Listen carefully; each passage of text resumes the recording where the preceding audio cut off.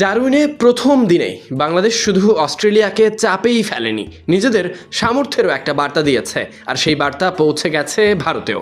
টাইগারদের এমন পারফরমেন্সে মুগ্ধ হয়ে ভারতের জনপ্রিয় ক্রিকেট বিশ্লেষক হর্ষা ভোগলে সামাজিক যোগাযোগ মাধ্যম এক্সে বাংলাদেশকে প্রশংসায় ভাসান। হর্ষা ভোগলে লেখেন, ডারউইনে ক্রিকেটের জন্য কি দুর্দান্ত একটা দিন। বাংলাদেশের কাছ থেকে আরও বেশি সময় ধরে এমন খেলা দেখতে চাইবেন আপনি। ভারতে হাসান মাহমুদকে দেখার কথা মনে আছে আমার। তখনই ভীষণ মুগ্ধ হয়েছিলাম। নাহিদ রানাকে ছাড়াই বাংলাদেশ নিজেদের যে গভীরতা দেখিয়েছে, এমন প্রশম করছে, তা অসাধারণ।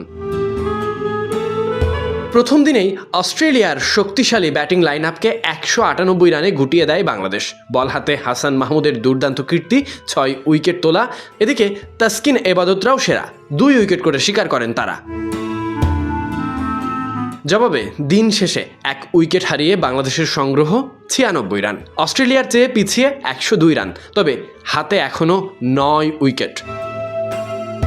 নাহিদ রানা নেই, তবুও বোলিং আক্রমণে কোনো ঘাটতি নেই, বরং প্রথম দিনেই নিজেদের গভীরতা আর সামর্থ্যের প্রমাণ দিয়েছে টাইগাররা। হর্ষা ভোগলের চোখেও সেটি আলাদাভাবে নজর কেড়েছে। এখন দ্বিতীয় দিনে ভালো কিছুর অপেক্ষা। টাইগাররা পারবে তো ধরে রাখতে ধারাবাহিকতা?